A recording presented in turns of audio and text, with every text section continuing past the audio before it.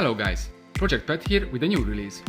I've been planning this video a long time, especially because there is information that I really want to share, information that I want to be out there on my channel.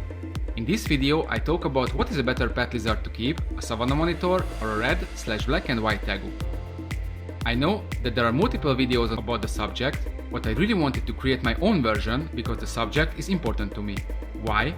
Well, back then if someone asked me what to keep, I would have certainly answered that keep a Savannah Monitor first before ever thinking about getting a TEGU. Now years later, with relevant experience in my pocket, I honestly say I have changed my mind and I want this to show on my channel. Why did I change my mind? Over the years, I had the possibility to keep multiple animals from both species and I was lucky to meet people who shared their knowledge, which I'm really grateful for. Over the years, I could get a bigger picture about the needs and demands of both species and I gained experience keeping them. I ran into problems with every single one of them and those problems I had to solve myself. I'm telling all this because I want you to know that I know what I'm talking about. I wish I knew as much when I dove into keeping these big lizards. In this video, I will try to tell everything I know, so if you're hesitating what species to choose between these two, you'll be able to decide easier based on the information I give you. Before we start, let's clarify something. What I tell you is based on my experience. It will be accurate when it comes to describing the demands of the particular species, but what must be taken into account is the fact that every animal is different, you can't fit the same coat on every one of them. Some individual's demands can be completely different from the other from its kind. For this, I will give you a perfect example from my experience later on. When it comes to deciding between two species, you have to take into account many things regarding the animal's needs. You also have to think about what you need, what you expect from your pet in order to have a healthy relationship and to be able to fulfill your dreams. Because think about it, if you are not happy with what you get, you won't be passionate about it either. So what are these things, conditions, demands? Let's start with your lizard being small, with checking everything it needs in order to thrive, continuing until it reaches its adult size, and see what you must provide for it to live a happy life till the very end. We will go through what diet they need compared to each other, what environmental conditions you have to provide so they develop healthy and feel secure, what kind of enrichment they need so they are stimulated on a healthy level, and what level of interaction you can expect from your future pet, talking about the temperament of the species with adding the possible injuries you can get. All this we will do in a manner so everything will be comparable and to the point.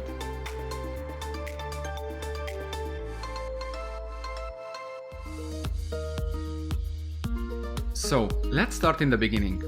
Before you have your baby lizard purchased, you have to be ready with the temporary enclosure you want your baby reptile to grow up in. You should not keep a baby lizard in a huge tank. In a smaller environment, with tighter spaces, a young animal will feel more secure and will gain confidence faster. This rule applies to both species, so you have to be prepared for the cost no matter what species you choose. I house my baby monitors and my TEGUs in a 70 cm long, 40 cm deep and 30 cm tall enclosure first, then a few months later into a 120 by 70 by 51. Now my monitors live in a 200 by 80 by 40 enclosure. My TEGU is going to have a same size home this summer. While I keep my animals like this now, keep yours in a bigger if possible. When they grow up to their adult size, these lizards like to move around, but on this matter there is a difference between the species. I let my big lizards to roam around when it's only me at home. In summer, when it's hot, I leave my reptiles out more often and observe, study their behavior. What I noticed is that my TEGUs were active much longer than my savies. My monitors moved around too, but went back basking or hid somewhere after a short walk, while the TEGUs were patrolling the room for hours if I let them. I would say for a large, especially a male TEGU, I would give a slightly bigger enclosure than for a Savannah Monitor, but the difference is not that much really. Both species love to dig, so be prepared with a few feet of substrate if you want to keep your pet satisfied. Unfortunately, right now for me it's not an option, but I try to correct this later. Think about that, deeper substrate means bigger enclosure too.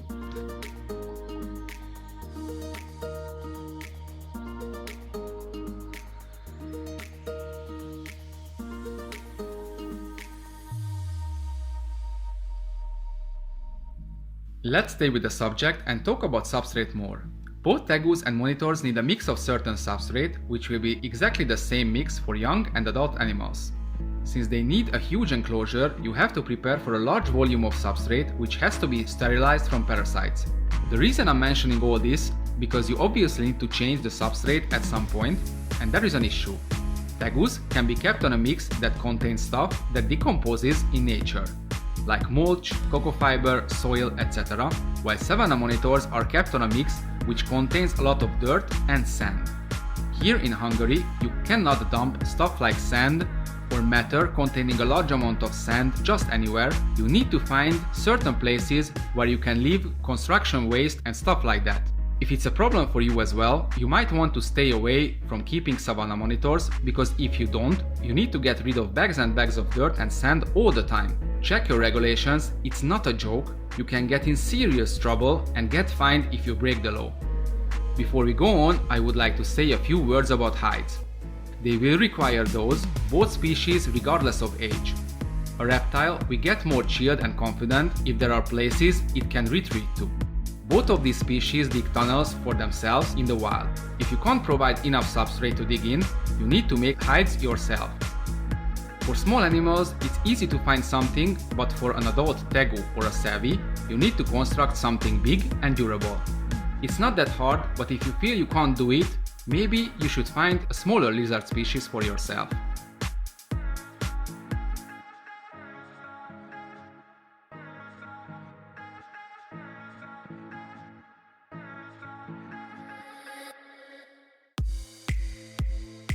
Moving on to the next segment, which will be all about lighting and humidity.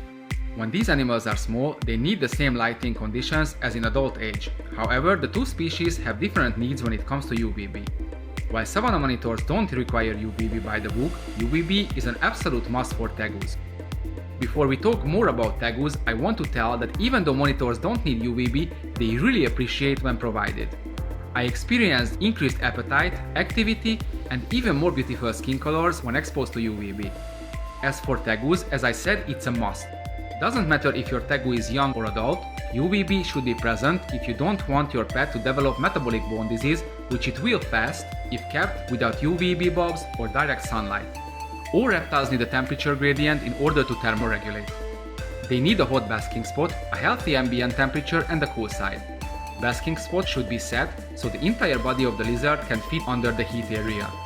There is a slight difference between the two species demands. The ranges I mention are based on my information I've read and on my own experience which I got while finding out under what temperature gradient my animals feels good under.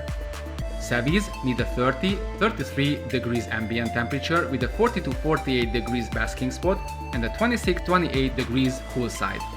Tegus like a 38-42 degrees basking spot, a 28-30 degrees ambient with a 24-26 degrees cold side depending on the individual animal.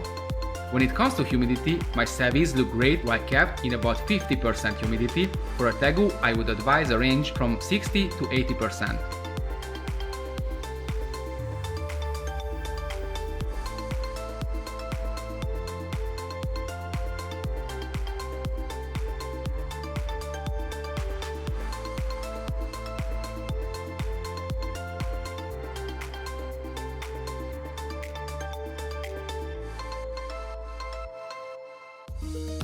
Our next point I'd like to compare is the feeding. And here we arrive to the most crucial part of Savannah Monitor keeping, but since tegus are easy to keep regarding their diet, I start with them. When these lizards are small, they eat mainly insects in the wild, so you should offer them the same diet, watching for proper D3 and calcium supplementation. You should also watch for offering a lot of crickets to your baby tegus. Crickets hold minerals that are essential for a growing reptile. When they are older, you can offer pinkies to balance out their diet. When they got to be adults, you can give them chickens, rodents, fish, eggs, liver. They really eat almost any kind of meat. You can even introduce some fruits like bananas occasionally. They are really good eaters, so watch and keep them healthy, don't let them go obese. When it comes to Savannah Monitors, the diet gets simple, but this makes everything damn expensive. Savvies eat mainly insects and invertebrates their whole life, occasionally munching on dead rodents, maybe some birds or eggs. In captivity, they can easily go obese and develop multiple kinds of sicknesses attacking their digestive system.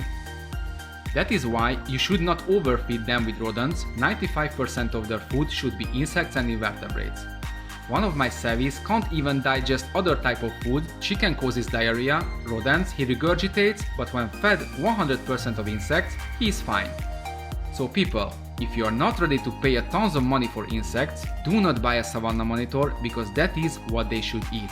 I made a mistake with their diet once and correcting it is very expensive, but it doesn't matter now, I just want them to be happy and healthy.